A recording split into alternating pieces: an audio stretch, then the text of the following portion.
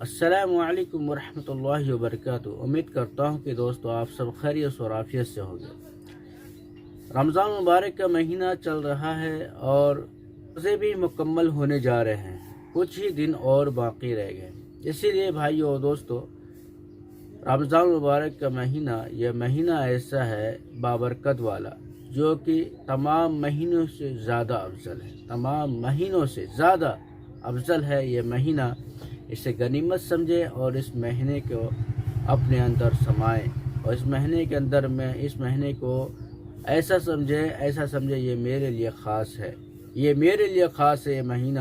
اس مہینے کے اندر میں جو لاپرواہی کرے گا، جو کوتاہیاں کریں گے، اعمال میں ہو، نماز میں ہو، یا کسی بھی چیز کے اندر ہو، تراویح ہو، کیا وہ کوئی بھی ایسی چیز ہو میرے بھائیو دوستو، وہ سمجھیے کہ بہت بڑی گھاٹے کا سودا وہ کر رہا ہے۔ بہت سے لوگ بیماری کا بہانہ لگا لیتا ہے، بیماری کا بہانہ یہ کر لیتا ہے کہ ہماری تو طبیعت ٹھیک نہیں ہے، ہمیں تو ڈاکٹر نے کہا ہے آپ کو اتنے دن دوائیاں کھانی ہیں۔ میرے بھائیو اور دوستو، یہ بہانہ ہے، یہ بہانہ بازی صرف اس دنیا میں انسانوں کو دکھا سکتے ہیں، لیکن اللہ کے ہاں آپ کی بہانہ بازی کوئی نہیں چلنے والی۔ اللہ تبارک و تعالیٰ کے ہاں کسی طرح سے نوٹنگی آپ کی نہیں چلے گی۔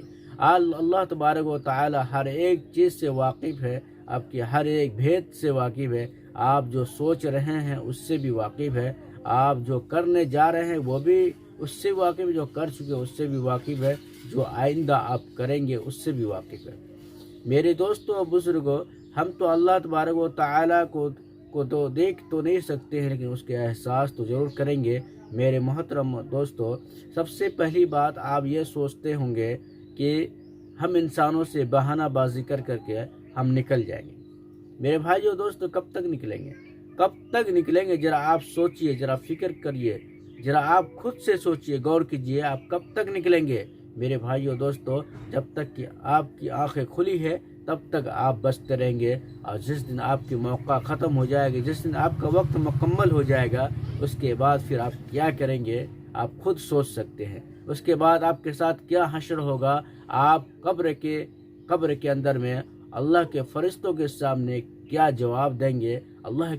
اللہ کے فرشتوں کے سامنے جب آپ سے پوچھا جائے گا، اللہ کے فرشتہ جب پوچھیں گے، سوال جواب کریں گے، تو آپ کیا جواب دیں گے؟ میرے محترم بزرگوں اور دوستو، سب سے پہلی بات تو یہ رہی کہ آپ رمضان مبارک کے مہینے کو اہتمام سے پورے مکمل روزے رکھنے کی کوشش کریں۔ آپ کا روزہ جس طرح سے جاندار ہوگا، اسی طرح سے آپ کی زندگی میں باہر آئے گی، اللہ کی ہاں ویسا ہی فیصلہ آئے گا۔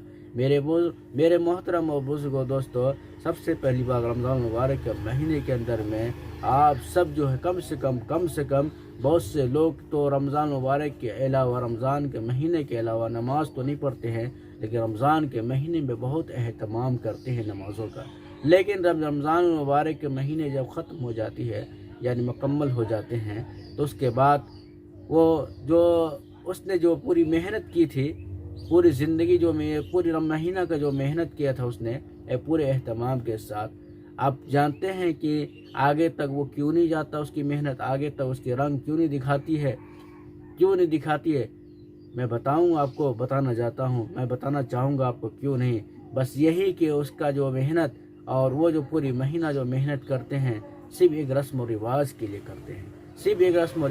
کرتے ہیں، بلکہ کچھ لوگوں کا یہاں تک ہوتا ہے اس کے دل و دماغ میں کہ اگر ہم نماز نہ پڑھیں رمضان کے مہینے میں بھی تو لوگ کیا کہیں گے، یار رمضان کا مہینہ چل رہا ہے پھر بھی تم نماز نہیں پڑھتے ہو۔ اسی لیے میرے بھائی، شرمندگی سے وہ مسجد تک آ جاتے ہیں۔ اسی لیے ہمیں رسم والا نماز نہیں پڑھنی ہے، کسی کے کہنے یا کسی کو غلط سوچنے کی وجہ سے ہمیں نماز نہیں پڑھنی ہے، بلکہ اللہ رب العالمین کی خاطر نماز پڑھنی ہے۔ بلکہ یہ نماز پڑھنی اس لیے ہے کہ نماز ہمیں ضرورت ہے، یہی نماز ہمیں بچا سکتی ہے، یہی نماز ہمیں کامیابی تک لے کے جا سکتی ہے، یہی روزہ اور یہی ایمان ہمیں دنیا سے لے کر کے فلاں تک پہنچا سکتی ہے، یعنی کامیابی تک پہنچا سکتی ہے۔ اسی لیے کہ ہم رمضان مبارک کے مہینے میں خاص طور سے نوافل کے زیادہ سے زیادہ فکر کریں، نوافل کی نمازوں کو زیادہ سے زیادہ اہتمام سے پڑھنے کی کوشش کریں۔ خیر میں اپنی باتوں کو یہ ختم کرتا ہوں، پھر کسی اور ویڈیوز کے ساتھ ملتا ہوں، تب تک کے لیے السلام علیکم۔